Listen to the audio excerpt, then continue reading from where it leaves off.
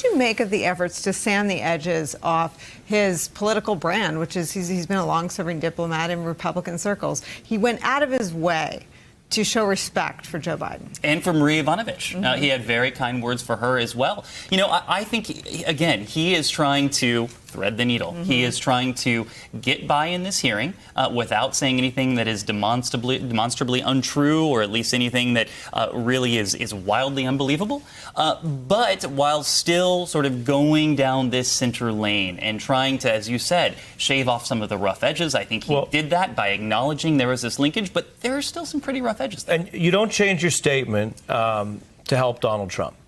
You change your statement to help yourself. And the needle threading, which is we've been watching these hearings so long, we're sounding a little Washington. I'm going to step away and not sound Washington. The needle threading is really about how much bull you can serve up to try to appease everyone. And I think people watching this, even if you don't follow all the details, will see that. And to your point, Nicole, because you're putting your finger on the question, how are we really to believe this? If you're such a Ukraine expert, and last week all the diplomats were saying that even in the Obama era, before any of this mess, before this hot mess had been in the papers, there was an awareness that there was this link to Burisma, and people were being kept off of things in the avoidance of any appearance of a conflict. And yet suddenly the envoy to Ukraine, who knows all this stuff, doesn't know that. And 2 points just from the actual testimony, which is the new material we have. He basically says he thought this investigation that they were negotiating to get was, quote, only about whether any Ukrainians acted inappropriately.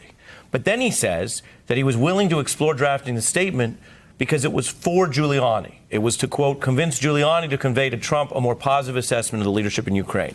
You don't have to be an expert on this issue to know those two things don't square. Mr. Giuliani's brief, his mission, what you just cited in public accounts, his Fox News interviews, any glancing interaction with this, let alone living and breathing Ukraine all day, was using Ukraine to do stuff in America. So you can't say you were doing this for Giuliani and also only with regard to jurisdiction for intra-Ukraine prosecution of people you've never met and you don't know of. It doesn't wash.